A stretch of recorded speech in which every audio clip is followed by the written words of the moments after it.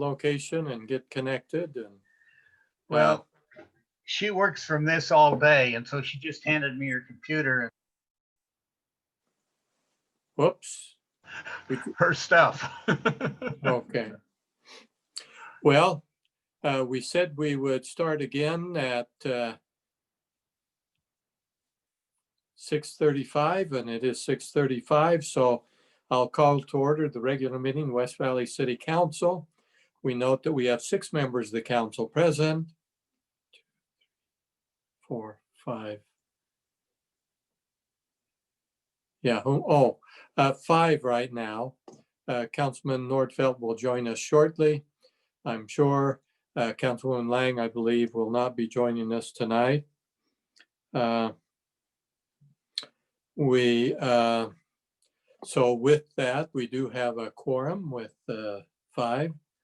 And let's see, we'll begin with another one of our Inside the Police Department video series.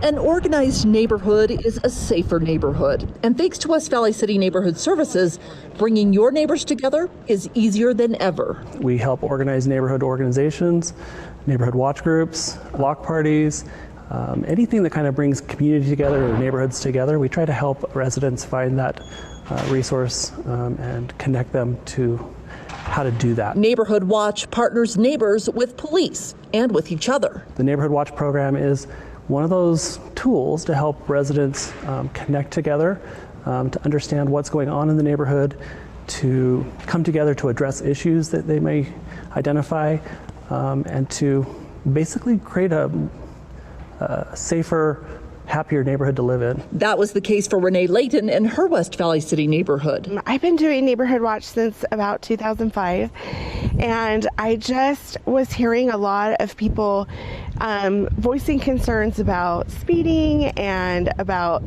some graffiti issues that we had, and just some things, but no one was doing anything. So Renee decided to take action. She started a neighborhood watch group. She says it was easier than she expected. We text and we email, and it's not a ton of time, but having a group of people who are willing to help makes the difference and makes your neighborhood watch successful. Each neighborhood watch group can tailor how it functions to the needs of its own specific neighborhood. What works in one neighborhood may be different from what works in another. Neighborhood Services is standing by to help you figure it out. We go out together and we meet and we talk about what's going on, and we help the neighborhoods get answers to their questions and find creative solutions to maybe some of the problems they might be experiencing. We used to have issues all the time, and now we don't have it because people are engaged, and when they see it, things, whether it's graffiti or suspicious things or whatever, people now are so involved and aware of who their neighbors are that now our whole community is working together, and that's a great thing.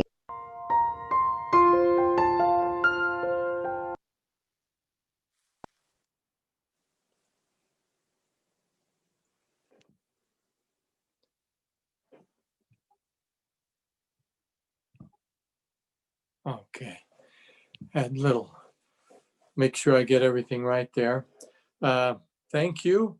We'll continue on with our agenda. We have our minutes of September 1st. I move for approval of those minutes, Mayor. Second.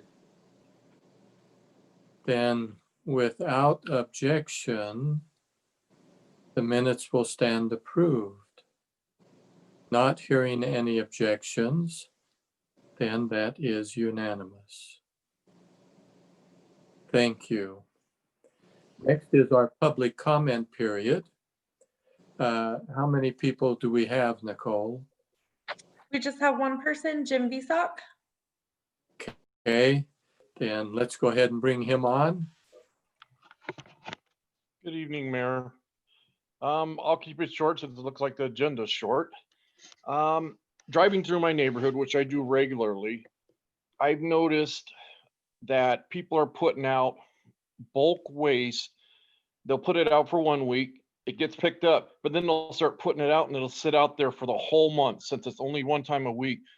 I'm just wondering if there's any way we can use the, green paper that's in the water bill or something that explains to people, because I just think it's an education thing, because it really looks bad. And when it's out there, the second week, now it's blowing down the street. The third week is worse.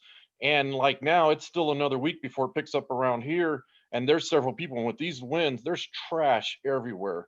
I'm just wondering if there's something that can be done about that, other than code enforcement coming out and enforcing it and all that stuff.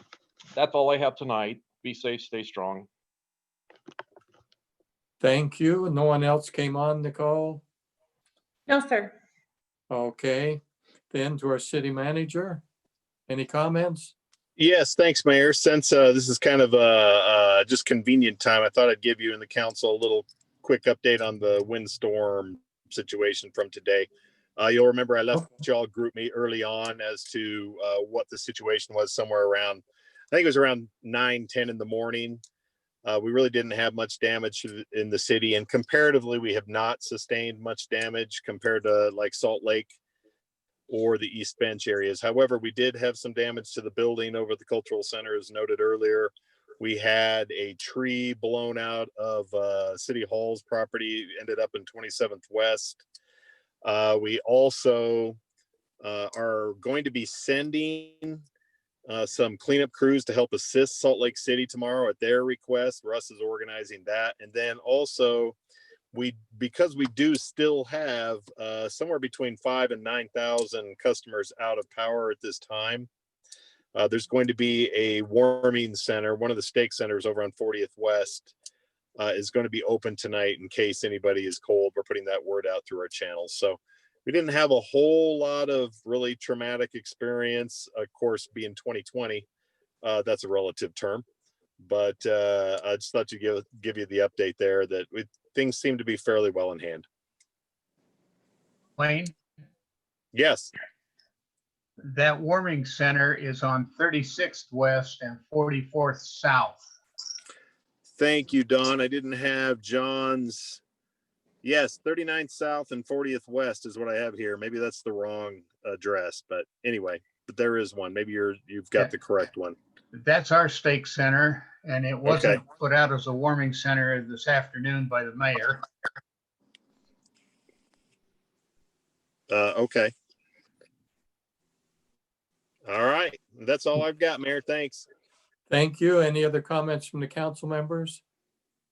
I have one. Yes. Just thank you for sharing the series about our police department. I think it's a wonderful story to know, to learn, and also people out there. I think it's very. I think they spoke highly about particular police department. I think it's a wonderful thing to do.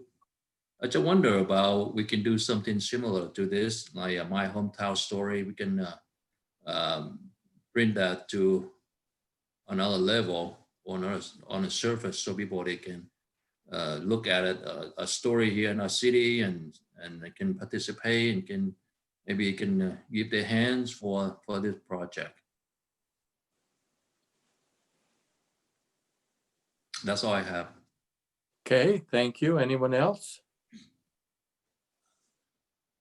Then we'll go to the next item on our agenda, which is Resolution 20-145. This is to an agreement for professional services between the city and Avenue Consultants for a study of traffic patterns and future improvements on Bangerter Highway. This is a $100,000 cost. It is to identify impacts on our neighborhoods. On Bangerter Highway, they will be putting in 4 or 5, well, I think the last 4 are the latest ones, excuse me, the ending ones, isn't it, Wayne? And then there's one earlier on, but the last 4 are up on Parkway Boulevard, 3100 South. 27th, and then 27th. I can't remember the last one either, but it's up there. Yes. Okay. And so, yes, UDOT will do a study of this, and but their focus is different. They're identifying, of course, those things are required for the state. We are looking at not only some of those issues, but also the impacts on our neighborhoods and what would be the most efficient and effective for our city and steps that we should take as a city to prepare for that. The state is a few years down the road. We would rather have time to put that together and identify concerns that should be addressed well before the state gets into that on their final process. So we have a few years, but we feel this is an appropriate time to begin that. That is the introduction to it. Anyone on the council or Mr. Pyle want to add anything to that? I'm good, Mayor.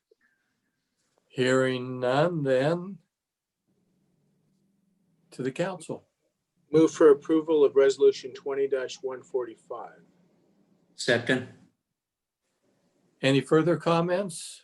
Hearing none, to our city recorder for the roll call vote. Councilman Fitzie Umanu.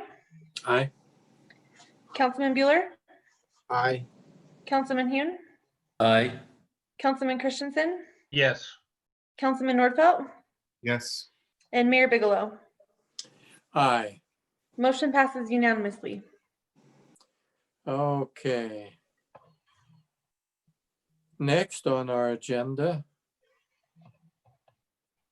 we have resolution 20-146. This is to approve a cooperative agreement between the city and UDOT, or the Utah Department of Transportation, for funding for the completion of 2550 South. This is one of the last pieces, $500,000, State Transportation Investment Fund. It's not the last piece, it's the next piece, I guess I should say, clarify that. On this process, that's a road that we've been working together with the state and with the county to build that road 2550 South. So that is the introduction to the council. Move for approval of resolution 20-146. Second. Properly before us, hearing no further comments, we'll go to our city recorder for the vote. Councilman Nordfelt. Yes. Councilman Christensen. Yes. Councilman Hune. Aye. Councilman Bueller. Aye. Councilman Fitzie Umanu. Aye. And Mayor Bigelow. Aye. Motion passes unanimously. Thank you. I'm not aware of a closed session. I don't think we have one tonight. So that will complete our business for this council meeting. We will meet again next week. We encourage you all to stay safe, practice social distancing, wear masks where appropriate, and stay healthy. And enjoy the time that we have in this fall. It went from hot summer to late fall in seemingly one day. So enjoy. With that, a motion. Motion to adjourn. Without objection, then we will stand adjourned. Hearing no objection, it was unanimous. We are adjourned. Thank you, Nicole. Good night. Thank you. Thank you. Thank you.